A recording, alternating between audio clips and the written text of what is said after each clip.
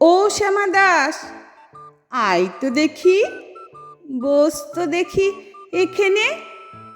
সেই কথাটা বুঝিয়ে দেব 5 মিনিটে। দেখে নে। জ্বর হয়েছে?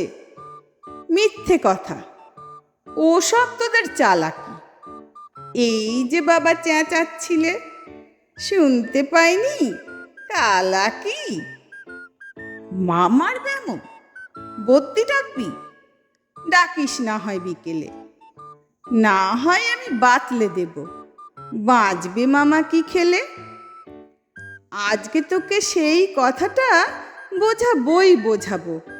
না বুঝবি তো মগজে তোর গজাল মেরে গোঁজাবো।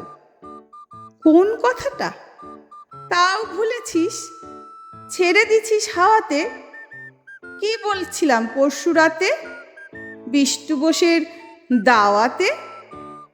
ভুলিসনি তো বেশ করেছিস। আবার শুনলে খেতি কি? বড় যে তুই পালিয়ে বেড়াস, মারাস নে যে এদিকি। বলছি দাঁড়া, ব্যস্ত কেন? বস তাহলে নিচুতেই। আজকালের এই ছোকরাগুলোর তর সয় না কিছুতেই। আবার দেখো, বসলি কেন? বইগুলো আর নামিয়ে। তুই থাকতে মুঠের বোঝা বইতে যাব আমি। সাবধানে আন, ধরছি দাঁড়া। সেই আমাকেই ঘামালি। এই খেয়েছে ও নাক্কেলে সপ্তকোষ্ঠে নামালি। ঢের হয়েছে, আয় দেখি তুই, বস তো দেখি এদিকে।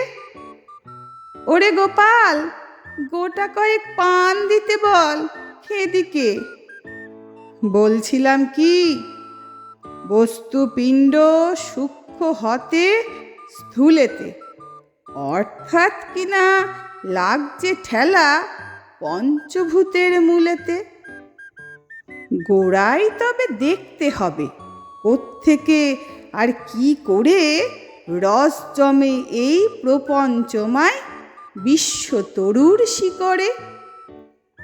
অর্থাৎ কিনা এই মনে কর রোদ পড়েছে ঘাসেতে, এই মনে কর চাঁদের আলো পড়ল তারই পাশেতে। আবার দেখো, এরই মধ্যে হাই তোলবার মানে কি? আকাশ পানে তাকাশ খালি, যাচ্ছে কথা কানে কি? কি বললি তুই? ওসব শুধু আবল তাবল বকুনি। বুঝতে হলে মগজ লাগে, বলেছিলাম তখনই।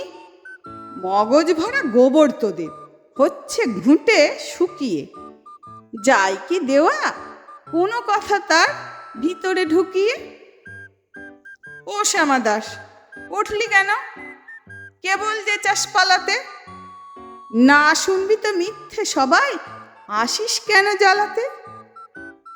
তত্ত্ব কথা যাই না কানে, যতই মরি চেঁচিয়ে। ইচ্ছে করে ডান পিঠে দে কান মলে দিই পেঁচিয়ে।